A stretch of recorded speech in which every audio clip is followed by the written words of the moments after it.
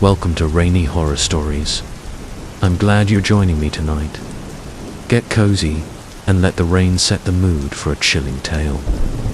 If you enjoy the blend of calm and creepy, consider liking and subscribing. I'd love to hear from you in the comments.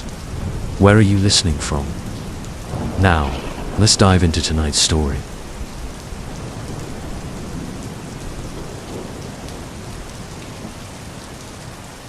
Story 1. Gas station at midnight. I've always hated driving in the rain.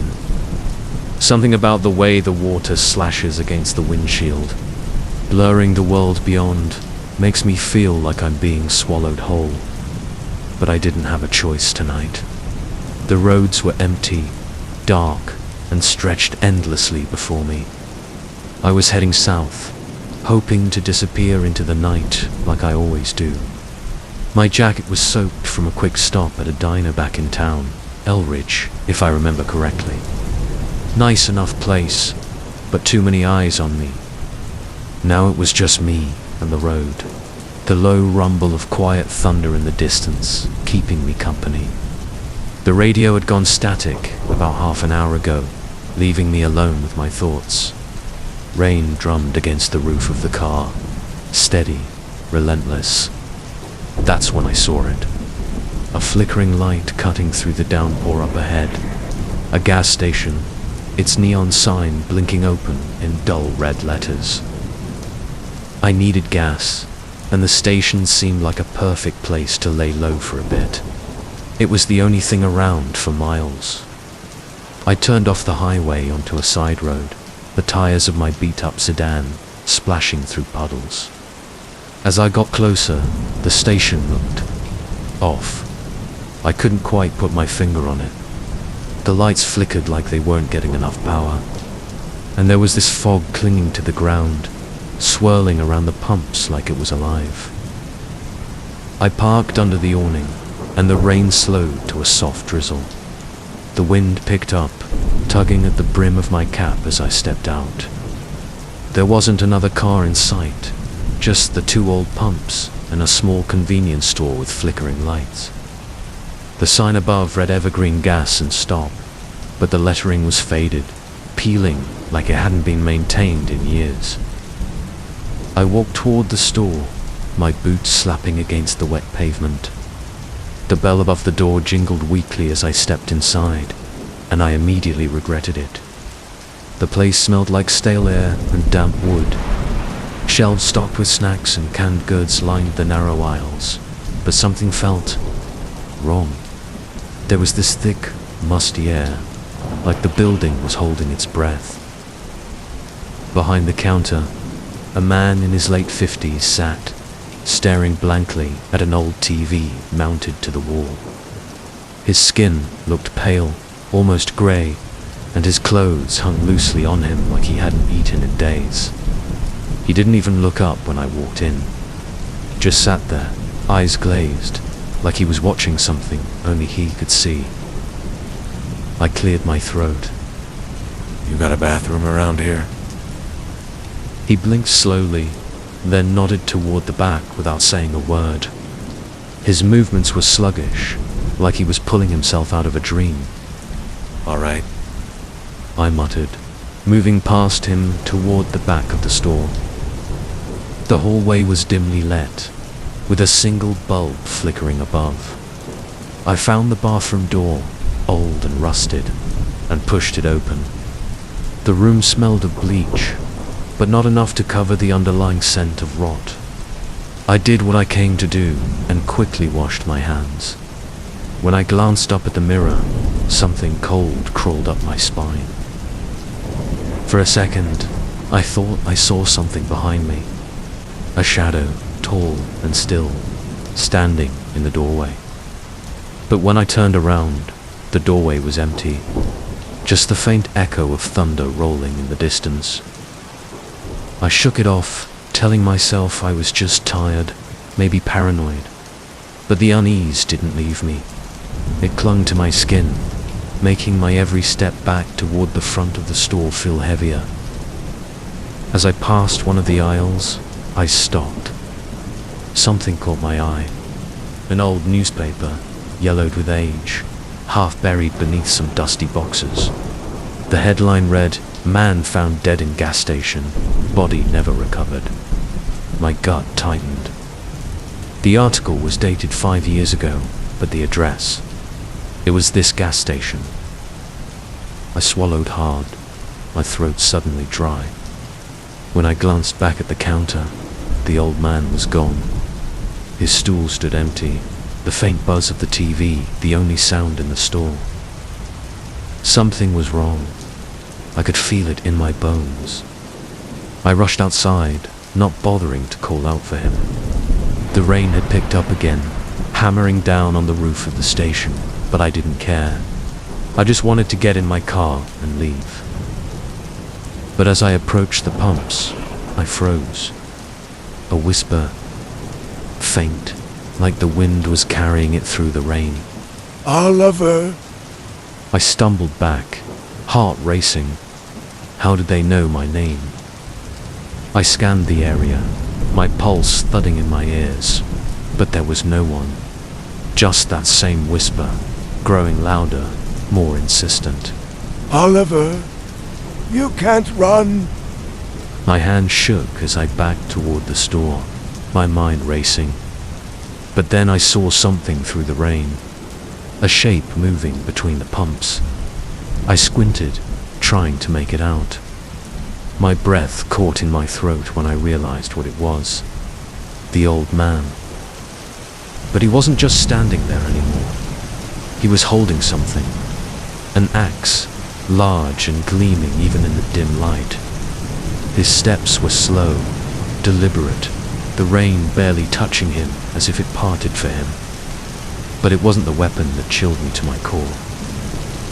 It was the mask. He wore a sinister clown mask, its twisted grin stretched wide across his face, pale and cracked with age. The kind of mask you see in nightmares, with dark, hollow eyes that watched me without blinking. His head tilted to the side, like he was studying me, savoring the moment. For a heartbeat, we just stood there, staring at each other. My pulse thudded in my ears, my legs locked in place. He raised the axe slowly, his grip tightening on the handle, the mask's empty eyes drilling into me. And then, without a word, he took a step toward me. Oliver! His voice was no longer a whisper. It was a low, guttural growl, like something ancient had taken hold of him. I backed up, bumping against the side of my truck, my hand frantically reaching for the door handle. It wouldn't budge. Panic shot through me like electricity. I fumbled again, trying to yank the door open, but it stayed locked, my fingers slipping on the rain-soaked metal. The old man didn't rush, didn't lunge. He just kept walking, like he knew I had nowhere to go. Stay away. I shouted, my voice barely carrying over the rain. But the masked figure didn't stop. His boots crunched against the gravel as he came closer, the gleam of the axe bright in his hands.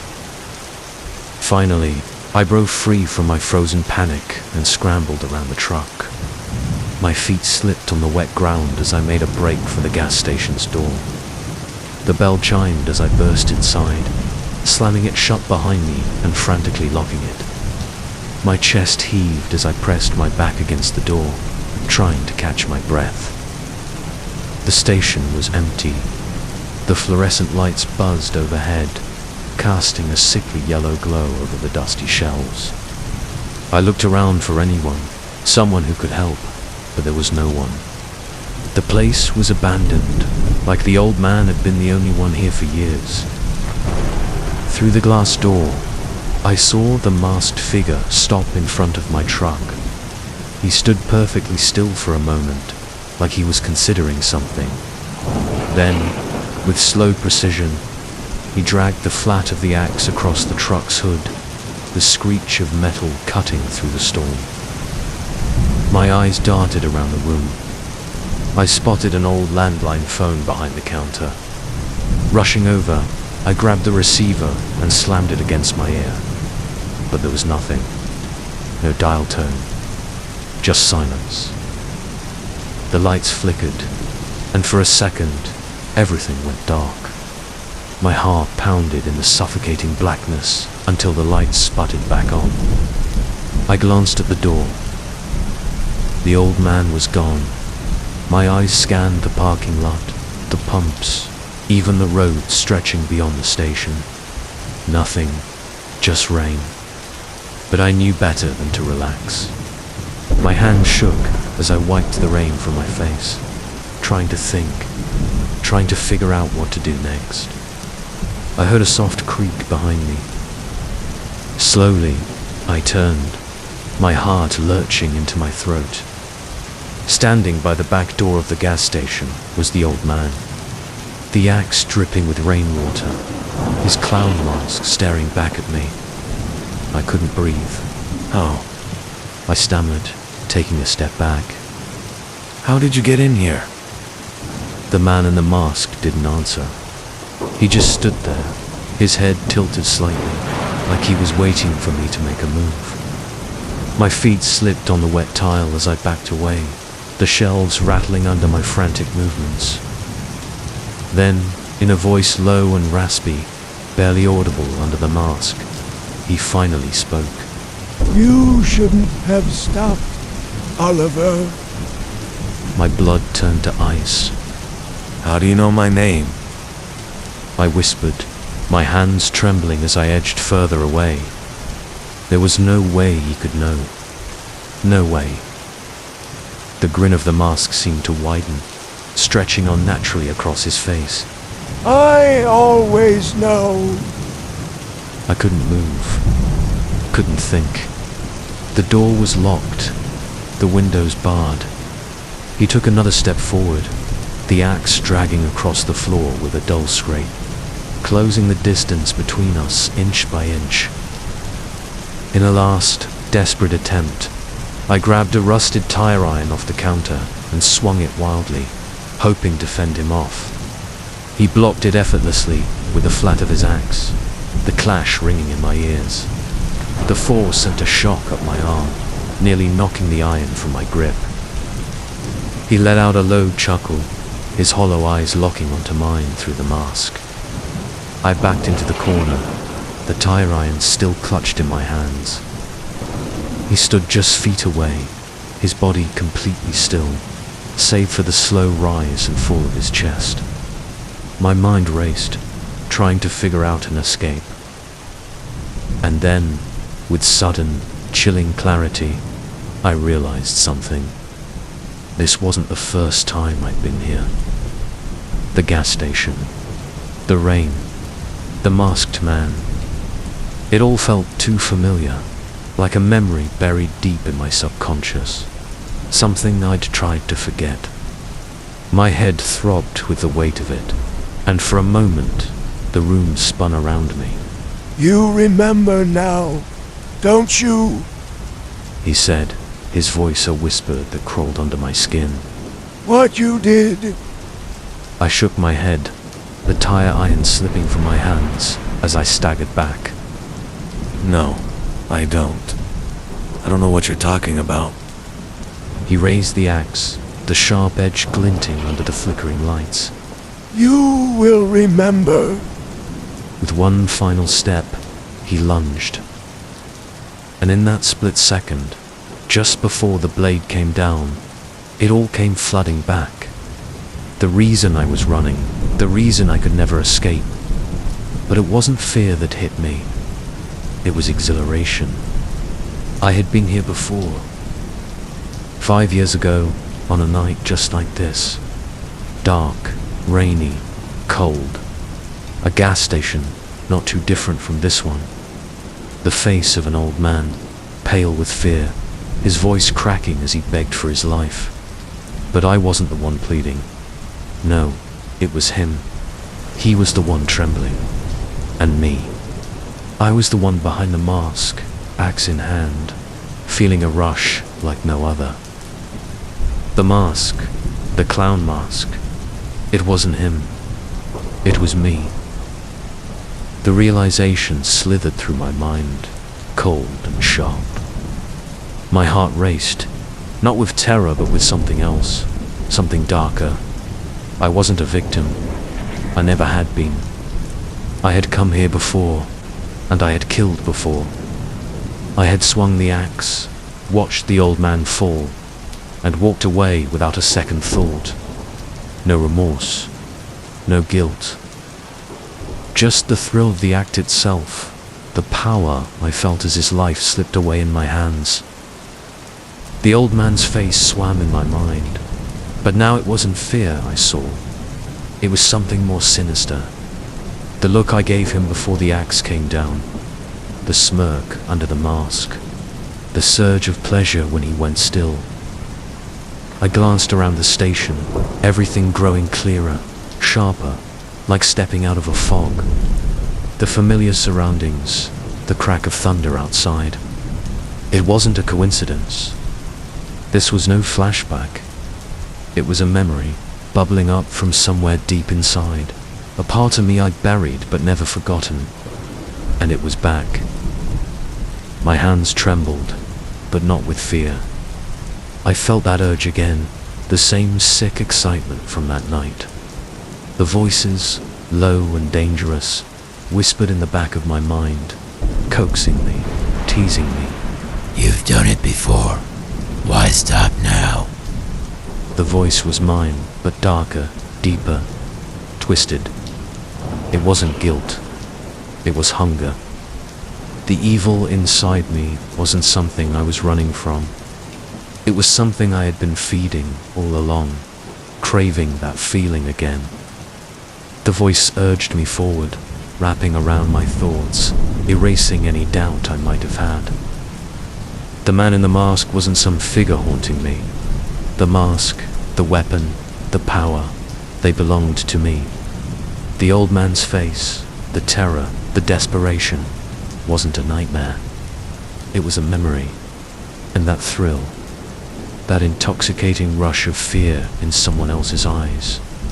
I wanted it again. I glanced around the station, my mind buzzing, heart pounding. The rain outside hammered against the windows, the storm growing fiercer by the second. My reflection wavered in the glass door, distorted, almost unrecognizable. But it was me. The mask may have been gone, but the man behind it, he was still there. Always had been. And now, it was time. The faint glow of the counter light flickered in the corner of my eye, pulling me back to the present. The old man, the one who'd mumbled directions to the washroom. He was still sitting there, hunched over the counter, unaware. His frail hands gripped a newspaper, and the glow of the small TV reflected in his tired eyes, oblivious to the storm raging outside, or the one about to strike inside. The axe felt heavy in my hands again, its cold metal sending a familiar pulse up my arm. It had been too long. I could hear the low hum of the man's breathing, his soft coughs, the shuffle of his feet beneath the counter as he adjusted his weight. He wasn't looking at me. He didn't know yet, but he would. Soon. The voice, the evil one, slithered into my mind, cold and calculated. This is it. The next one. You know what to do. A wave of dark excitement surged through me. I could already picture it, his wide, fearful eyes locking with mine, the moment he realized what was coming. The terror that would spread across his face as I lifted the axe, as I brought it down. The old man's life would slip away just like the one before him, just like the others. He wouldn't even have time to scream. I took a step forward, the sound of my boots barely audible beneath the patter of rain against the windows. The station was quiet, eerily so, save for the hum of the flickering light overhead. I was so close now. I could see the wrinkles on the back of his neck, the way his skin sagged with age. He had no idea. Do it. just like the others. The voice was louder now, more urgent, and I couldn't ignore it. My grip on the axe tightened as I moved closer to the counter. I could feel the adrenaline building, that familiar rush I had craved for so long. The old man's breathing was steady, oblivious, but soon it would change. Soon it would stop altogether. I took another step, my shadow stretching across the floor toward him. He shifted slightly in his chair, and for a brief moment, I thought he might turn around, but he didn't. Not yet. He won't see it coming. None of them do. The voice was right. The thrill of the hunt, the power over the helpless. It all flooded back, and I knew there was no stopping now. The axe felt like an extension of me, like it had been waiting for this moment as much as I had. The old man finally stirred, letting out a raspy sigh as he folded up the newspaper. His thin, bony hands reached for a cup of coffee, and that's when he looked up. Our eyes met. His expression shifted from casual indifference to confusion, then fear, as he saw the axe in my hand. His lips parted, but no words came out. He was frozen, just like the others had been. And I smiled. This is it. The voice whispered. Time to finish what you started. The old man stood up, his chair scraping against the floor as he stumbled back, his eyes wide with terror now. He raised a shaky hand as if to stop me, but we both knew it was useless. His mouth moved, but no sound escaped. Only the storm outside made noise, the thunder crashing in the distance as I stepped forward. And in that moment, I felt it. The rush, the excitement, the power. Just like before, the axe came down.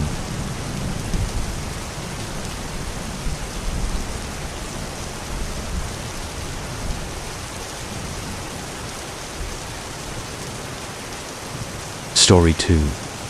The Man in the Diner.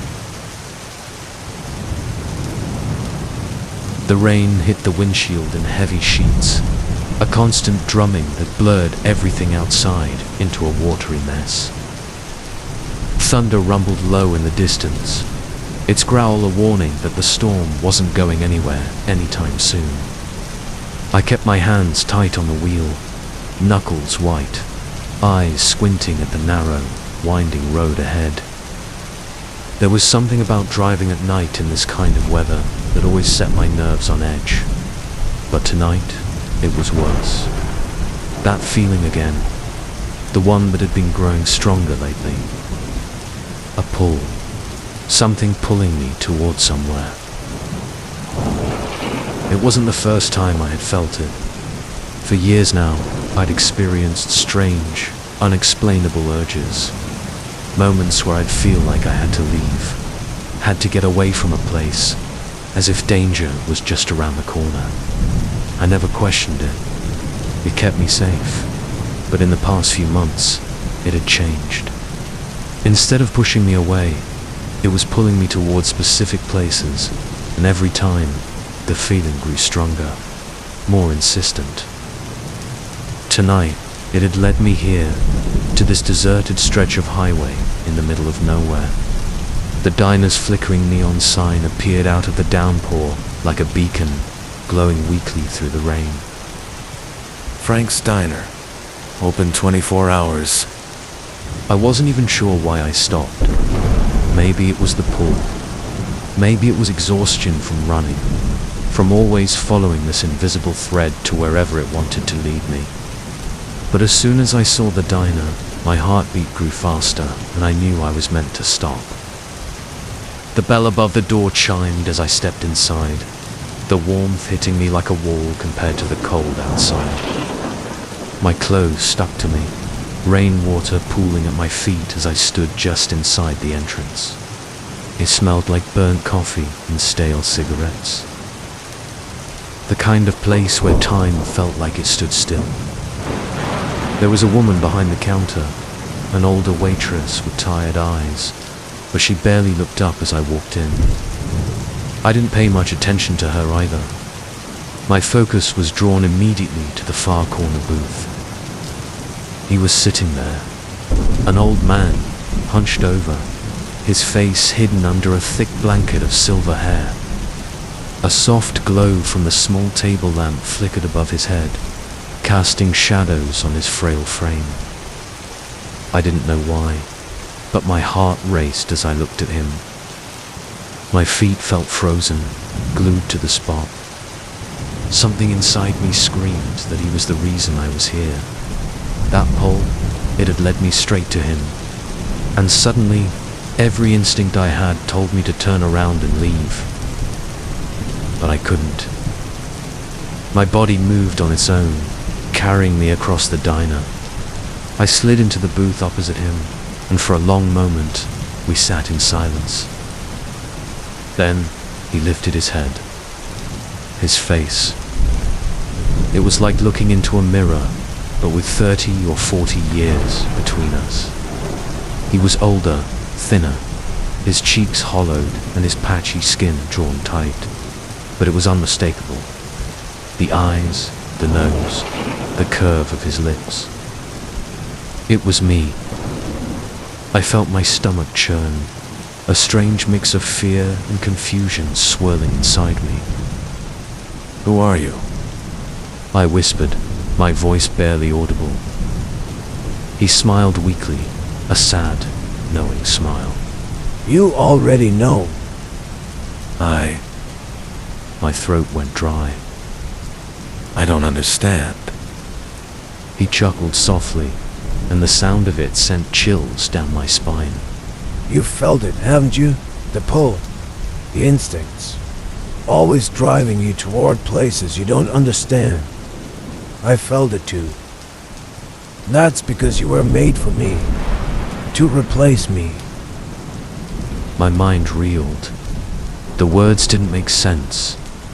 None of this did. What are you talking about? He leaned in closer, his voice barely a whisper. Your clone, my clone. You were made to be me when my time runs out. No. I shook my head, trying to reject the insanity of what he was saying. But deep down, I had always known something wasn't right. The instincts, the urges. It wasn't normal. That's impossible. His hand trembled as he reached across the table, his bony fingers brushing mine. You can feel it, can't you? You've always felt it, the connection between us. I pulled my hand away, my heart pounding in my chest. If I'm your clone, then why am I here? Why now? Because I called you. You know, because it's time. He said softly, his voice filled with a kind of sorrow I couldn't fully comprehend. Listen, Rick. I'm dying. My heart. It's failing. But you're still strong. You're still me. A cold wave of terror washed over me as his words sank in. He wanted more than just my presence. He wanted my life, my heart, my body. I'm nothing but an insurance policy. I stood up, stumbling back from the booth. No, this isn't happening. I'm never giving you what you want. But he didn't move to stop me. Instead, he sighed, leaning back in his seat, a look of deep sadness etched into his features. Sit down, Rick, will ya? I'm not going to take anything from you. I never wanted that. You should know better. I wanted to give you something. I stopped, hesitating as I watched him pull a small, tattered book from his coat pocket. A journal. He held it out to me with a trembling hand. Take it, he whispered. please. I stared at the journal, my mind a whirlpool of confusion and fear. But something in his voice, something in the way he looked at me, like he knew me, understood me better than anyone ever could, made me reach out and take it. His eyes fluttered shut as he leaned back, his body sinking into the booth. I have made mistakes, Rick. Terrible mistakes. But you don't have to. Read it. You'll understand. I clutched the journal tighter in my hands, my heart still racing. In fact, I didn't know why it's aching. I didn't know what to believe anymore. But as I looked down at his frail, dying form, a strange sense of calm washed over me. For the first time in years, I didn't feel the pull, the urge to run. I felt at peace. I'm sorry.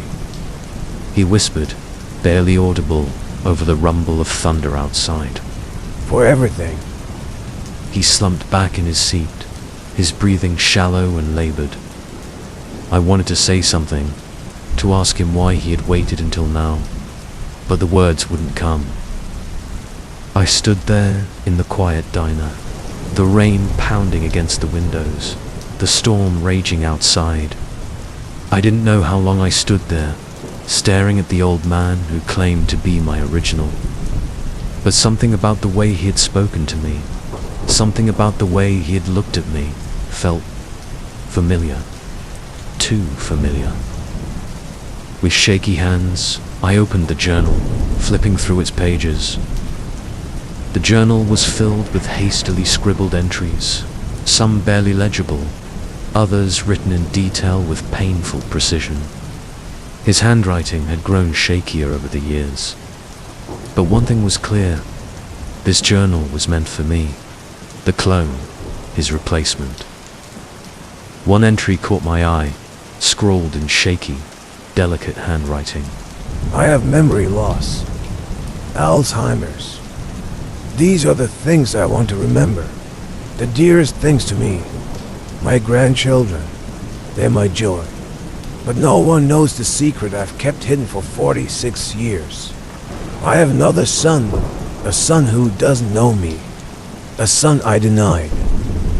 As I thumbed through the journal, a folded, yellowed photograph slipped from between the pages and fluttered to the ground. I bent down, picking it up carefully. It was old, faded, the image of a boy no older than 3 standing beside a woman who looked weary but proud. She had a kind face, her eyes carrying a sadness that seemed familiar. I turned the photo over, my heart pounding as I read the inscription on the back. Michael, 3 years old, born on March 8th. The handwriting was delicate, almost too perfect, the kind of cursive you didn't see anymore. My breath caught in my throat. That date, it was the same as my father's birthday. My hands shook as I stared at the woman in the photo. Something about her face tugged at my memory, like a distant echo. She looked strikingly like my own late grandmother.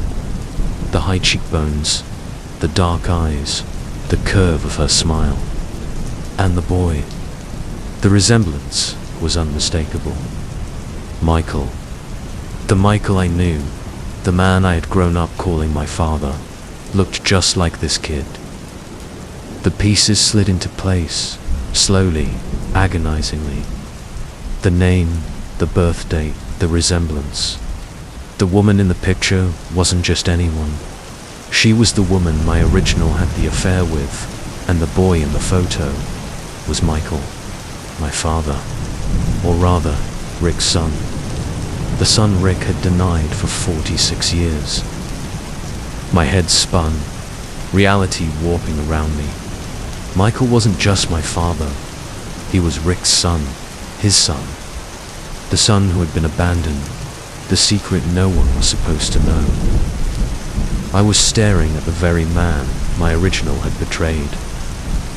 My chest tightened, a surge of anger rising from deep within me. The idea was ridiculous. My blood boiled at the thought. I slammed the journal down on the table, the sound cutting through the quiet hum of the diner. Is that it? I snapped, my voice trembling with rage. You cloned me, made me, just to ease your guilt, to try and fix the mess you made with Michael? Is that what this is about? I leaned in closer, my eyes narrowing. You're a coward. You couldn't even face your own son, so you made a copy of yourself to live with your mistakes. Rick didn't flinch. His weathered face remained calm, almost serene, like he had expected this reaction. It only fueled my anger further. I stood up, fists clenched at my sides, heart pounding in my ears. I'm ashamed. I hissed, my voice barely above a whisper. Ashamed to be you. For a moment, he looked away, his gaze drifting out the window to the storm raging outside. Thunder rolled in the distance. The rain pounded harder against the glass, as if echoing the turmoil inside me. But then, just as I was ready to walk out, something stopped me. A nagging thought wormed its way into my mind, forcing me to pause. I thought about Michael, my father, the man who had adopted me, raised me. My anger faltered as memories surfaced of all the times I had dismissed him, pushed him away, treated him like he was nothing more than an inconvenience in my life. The way I had ignored the little things he did, the way I never bothered to understand him. This was why the old Rick had given me the journal. It wasn't just about making peace with himself. It was about giving me the chance to do what he never could, and to not let history repeat itself. I have to prove to myself that I am better than myself. I stood there for a long time, staring at the old man in front of me, who wasn't my grandfather, but was, in a strange, twisted way. I hated him, but I also pitied him. He had spent his whole life running from the truth, and now, in the end, he was trying to pass on the burden to me. I left the diner without saying another word. The storm followed me as I drove home, the journal sitting heavy on the passenger seat. My anger had subsided, replaced by a deep, hollow sadness. I didn't ask to be part of this twisted story, but now I was. When I got home, I found Michael sitting in his usual spot by the window, reading a book, unaware of the storm raging outside. I stood in the doorway, watching him, and for the first time, I saw him differently. Not as my father, but as someone who had been abandoned by his own. Someone who had carried the weight of that rejection without ever knowing why. I couldn't tell him the truth. It would break him. He would never know that I was more than his son. That I was, in a way, his father too. That dark secret would stay with me, buried deep inside, where it belonged. But as I walked over to him, something had shifted in me. The way I looked at him now was different, softer, kinder. I sat beside him, my heart heavy with the knowledge of what we both didn't know, and yet I felt a strange sense of peace. I sat beside him, the warmth of the room in stark contrast to the storm still raging outside. Michael glanced up from his book, his eyes tired but filled with the quiet wisdom of someone who had weathered more than his share of storms.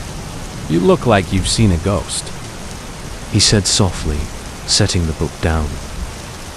I gave a small, tired smile. Maybe I have. He raised an eyebrow, his usual humor trying to break through the serious tone of the moment. Something on your mind? I hesitated, searching for the right words. I've been thinking about life, I guess. About all the things we never say to the people we care about. Michael leaned back in his chair, watching me carefully.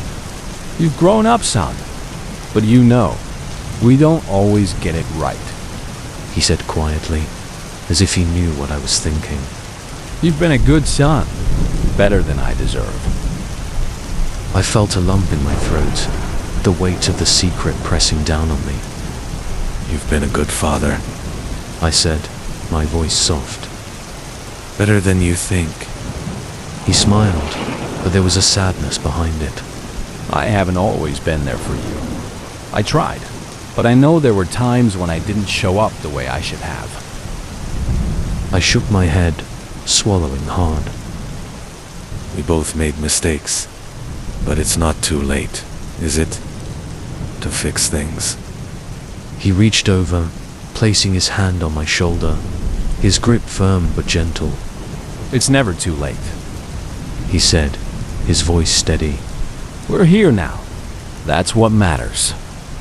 For a moment, we sat in silence, the storm outside a distant echo. It felt like we were both letting go of something, of years of unspoken words, of missed chances. I just want you to know, I said, my voice thick with emotion. that I'm proud of you for everything, and I'm grateful. Michael's eyes softened, and he looked away, his voice cracking slightly. I'm the one who's grateful. He whispered, You've made me proud in ways I can't even explain. The line between us blurred in that moment. Who was father? Who was son? It didn't matter anymore. We were just two men, trying to understand each other, trying to make things right. And in that small, quiet space, I felt a strange sense of peace.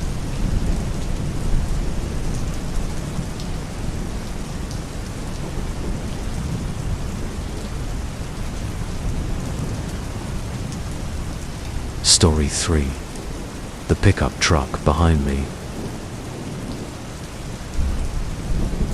The rain had been coming down in sheets for hours, turning the highway into a slick, treacherous stretch of road. My wipers squeaked rhythmically as they fought to clear the windshield. The storm was relentless. Flashes of lightning illuminated the dark, twisting road ahead, while the low rumble of thunder seemed to follow me. Distant but persistent, like a shadow I couldn't shake.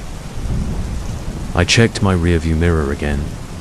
The pickup truck was still there, its headlights barely visible through the curtain of rain. It had been following me for miles, keeping the same slow, deliberate pace. At first, I didn't think much of it. Just another vehicle on a night like this. But something about the way it stuck behind me, never passing, never falling back, gnawed at me. I shook my head, trying to focus. Carla, you're being paranoid, I told myself. Maybe it was the case getting to me. After weeks of dead ends, sketchy witnesses, and one too many sleepless nights, my mind had started playing tricks on me. Still, I couldn't shake the feeling that something wasn't right. I glanced at the clock on the dashboard. 11:42 p.m. I was supposed to be home by now, back in the safety of my tiny apartment on the outskirts of town. Instead, I was out here, on some back road just off Route 9, in the middle of nowhere, chasing a hunch that probably wasn't going to lead anywhere. That's when I saw it. The old rusted sign for Craven Road, barely hanging on to the post.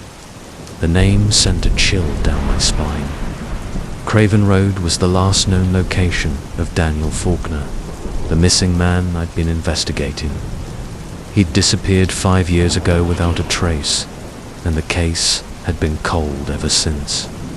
But a new tip had surfaced, leading me to this forgotten road in the dead of night. I slowed down, my car's tires sloshing through the puddles as I turned onto the narrow, winding road. Behind me, the pickup truck did the same, its headlights still trailing me like a predator waiting for its prey to make a wrong move. I gripped the steering wheel tighter. Why were they following me? My heart began to race, my mind flashing through worst-case scenarios.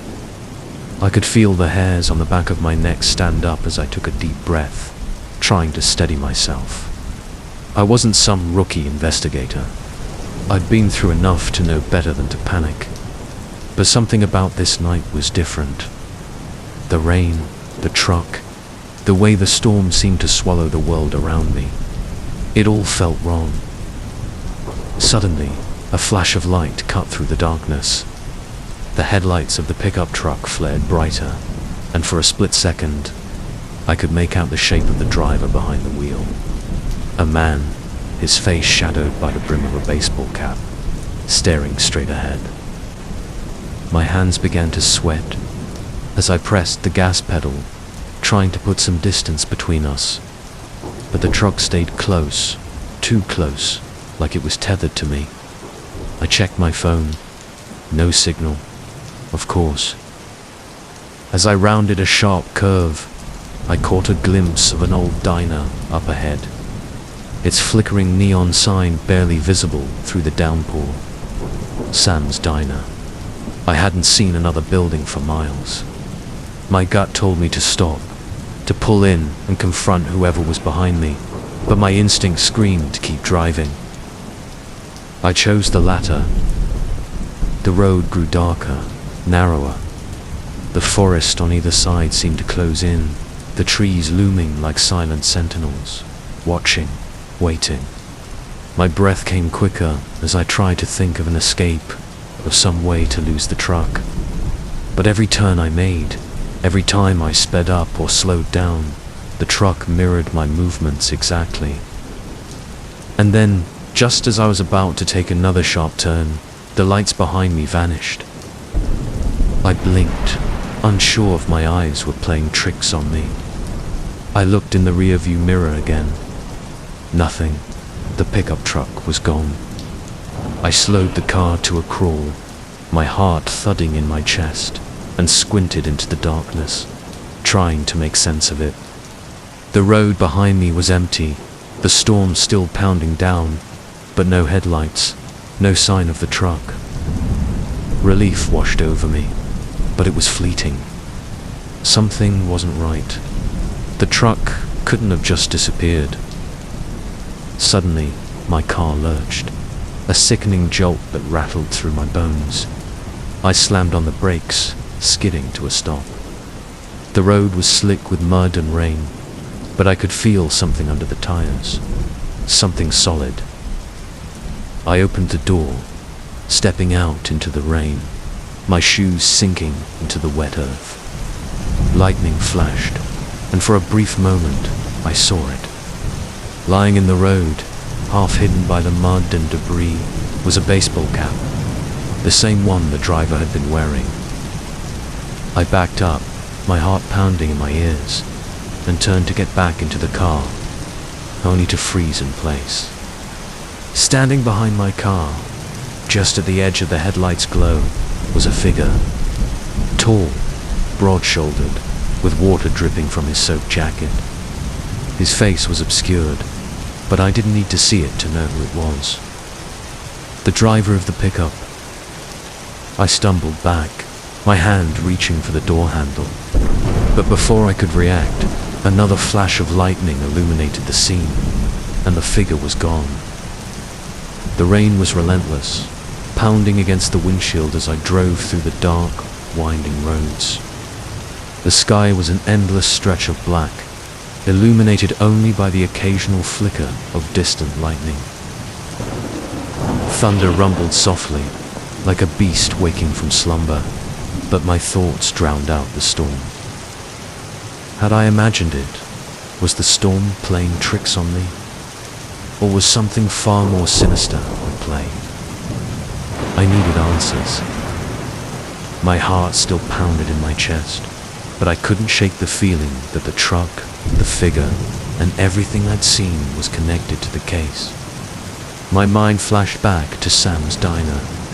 It was the only place around, the last bit of civilization before the endless stretch of woods and nothingness. I turned the car around and headed back. The neon sign flickered weakly, casting a dull glow over the puddle-filled parking lot. The diner looked even more weathered than it had a few minutes ago, the rain now coming down in sheets. I pulled in, killed the engine, and sat there for a moment, collecting my thoughts. The image of the driver, his face hidden in the shadows, lingered in my mind. Something about him felt familiar. I opened the door and stepped into the rain, pulling my jacket tighter around me as I hurried inside. The bell above the door chimed as I entered, and the warmth of the diner hit me like a wave. It smelled of stale coffee and old fries, and the only sounds were the quiet hum of the kitchen and the soft clink of a spoon against a cup. There were only a couple of customers, truckers probably, hunched over their plates, lost in their own worlds. The woman behind the counter, a middle-aged brunette with tired eyes, looked up from wiping down the counter. Her name tag read Darlene. Evening. She said with a forced smile, her voice scratchy from years of cigarette smoke. Rough night out there.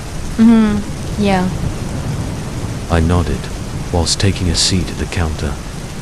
I glanced out the window, but there was no sign of the truck. Still, my nerves were on edge. I needed to keep calm, play it cool. Storm's really something, huh? Darlene nodded and poured me a cup of coffee without asking. We get storms like this sometimes. Folks usually stay off the roads, but seems like you've been out there a while. I wrapped my hands around the warm cup, staring at the steam rising from it. I took a deep breath, pulling the worn photo of Daniel Faulkner from my jacket pocket and placing it on the counter. I'm investigating a cold case from 5 years ago. I said, trying to keep my voice steady. Have you ever seen this man around here? I asked, trying to keep my voice casual, though my pulse quickened in anticipation. Darlene, who'd been wiping down the counter with a rag, paused and glanced at the photo. She squinted, bringing it closer to her face for a better look. Yeah, I've seen him. She said after a moment, her tone matter-of-fact. I raised an eyebrow, my heart racing. You have? Yeah, he used to work here years back. Went by the name of... Oh, what was it again? She tapped her fingers against the counter, thinking. Ah, right. David Flynn. Quiet guy. Didn't talk much. Kept to himself most of the time. But yeah, that's him. I froze, the name hitting me like a slap. David Flynn. I'd been searching for Daniel Faulkner. There hadn't been any mention of an alias in the files. My stomach churned with a mix of shock and confusion. I stared at the picture and then back at Darlene. David Flynn? You sure about that? She nodded, looking at me like it was obvious. Yeah, sure. He worked the kitchen mostly. Stayed for a while, but well, he wasn't exactly the friendliest person. My mind was racing, piecing it all together. What happened to him? Why'd he leave? Darlene's face darkened. He didn't exactly leave on his own terms. He got fired after an incident. Nearly killed one of the other staff. Haven't seen him since. What? I asked, the hair on the back of my neck standing up. It was during a busy shift. Darlene explained, her voice hushed. He was always a bit off, but we never thought he'd snap like that. He was working in the back kitchen. We had this big industrial meat slicer. You know, the kind that could take your hand off if you weren't careful. Well, David got into an argument with one of the cooks. No one knows what it was about, but he lost it. He tried to force the poor guy's arm into the slicer. My stomach churned. What happened to the cook? They pulled him off before it got too far. Thank God, but David's face. Well, in the struggle, he fell back against the stove. A pot of boiling grease flipped over on him. That's where the burns came from. I blinked, trying to process what she was saying. This wasn't just some random stalker. This was Daniel Faulkner, hiding in plain sight under a fake name, and working at a diner just miles away from where he vanished. And he had a violent streak I hadn't known about. What did he look like after? I asked, bracing myself.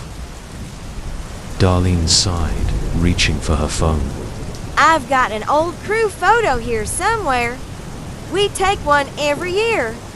Hold on. She swiped through her gallery and then turned the screen toward me. Here. That's him. David, or Daniel, whatever you're calling him. I stared at the photo, my eyes landing on the scarred, disfigured face of the man standing at the back of the group. The burn marks twisted up the side of his cheek and forehead, a grotesque reminder of the accident she'd described. But that wasn't what made my stomach drop. It was the baseball cap on his head, the same cap I had seen lying in the mud earlier tonight. I felt a chill run down my spine, as realization dawned on me. Daniel Faulkner hadn't disappeared. He was still out there, and he had been following me.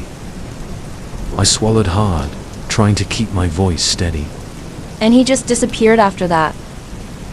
Darlene nodded, still shaken by the memory. They fired him that day.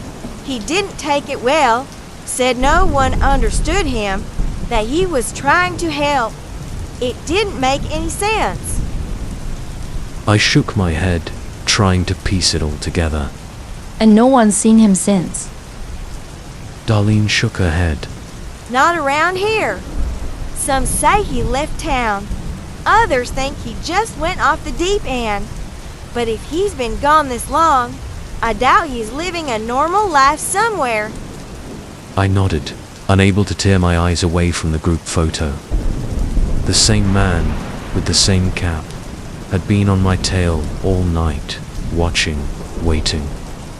The case had just taken a dark turn, and now I wasn't sure what I had gotten myself into. I thanked Darlene, grabbed the photo of Daniel Faulkner off the counter, and headed for the door.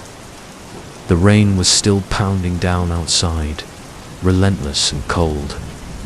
As I stepped out into the storm, I couldn't shake the image of that scarred face, the cap, and the fact that the man I'd been hunting for 5 years was still closer than anyone had ever imagined.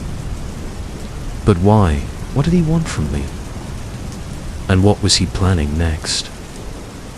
As I climbed into my car, I looked around the empty parking lot, half expecting to see the pickup truck lurking in the shadows.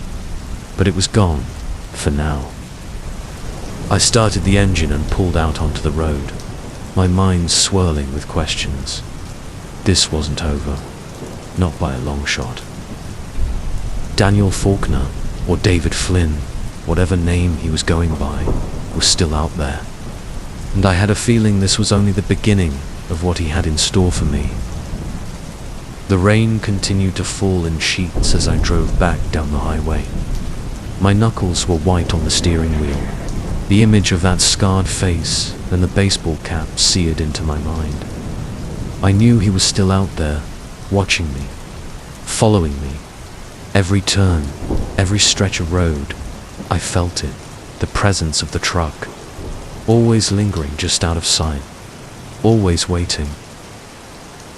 It wasn't long before I saw the headlights again, the same pickup truck looming in the distance, slowly catching up. My pulse quickened as I tightened my grip on the wheel. I had enough of this game. He wasn't going to disappear into the night this time. I slammed on the brakes, my tires skidding on the wet pavement. As the truck came to a jerky stop behind me, the rain hammered down, filling the eerie silence that stretched between us.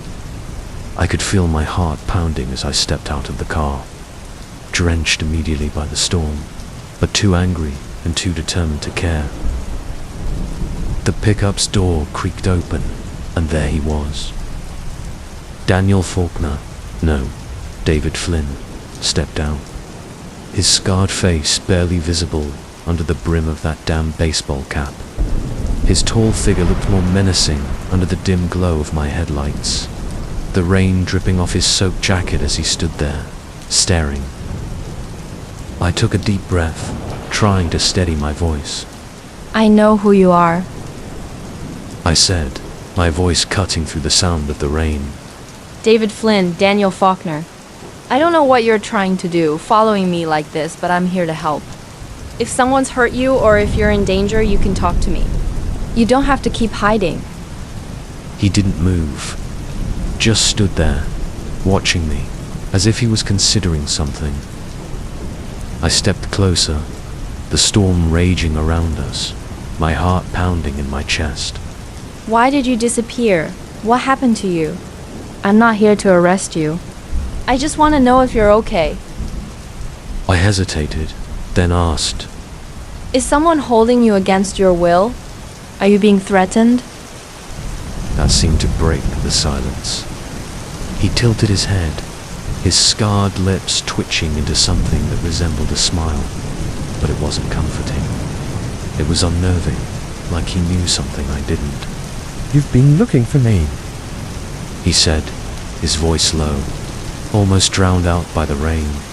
I noticed. My stomach twisted, but I nodded. Yeah, I've been looking for you. I'm here to help. His smile grew, that unsettling grin widening across his burned face. No one's holding me. No one's forcing me. I've been living close by. He gestured toward the dark woods beside the road, the trees towering and swaying in the storm's wind. My throat tightened. Something about the way he said it, the way his eyes gleamed in the dim light, sent chills down my spine. Why are you following me? I asked, trying to keep my voice steady. What do you want? He took a slow step forward, the rain dripping off his hat, and for a moment, I thought he wasn't going to answer. But then he spoke, his voice soft and eerie, like a secret he was letting me in on.